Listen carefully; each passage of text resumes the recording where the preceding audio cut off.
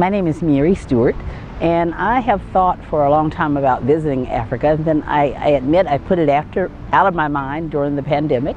When I was invited or asked by a friend, though, I'm very interested in Black history, and obviously Ghana is the place for Black history. So I'm so pleased that I was able to make this trip. I heard about African travelers again through a friend who invited me, and then I read a little bit more, was impressed by many other people's comments and by the tour opportunities. So again, that's how I heard about African travelers. As Black African Americans and as someone who again loves history, you think you know a little bit, or history. I've even written a play, History of the Black Church, and it started from Black slaves entering the country. But there's so much that we find that we do not know.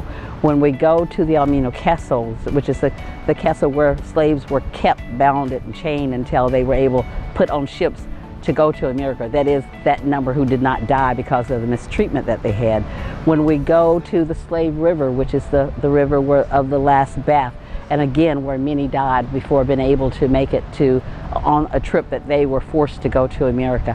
So you learn so much from this trip. So again, if you can, please take the opportunity to come. The payment plan is excellent. You can pay monthly.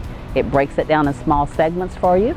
The trip overall, I did not feel was absorbent anyway, so it was really a reasonable fee to travel. But if you need to break it down, perfect opportunities to do so. I would recommend African travelers, not only because of what I've already talked about with the Black history and with the tour and the opportunities that you have to see of the different perspectives of Africa, but for the group themselves, for the staff. They're not only friendly and pleasant, they're informative. They make every effort to help you in every way.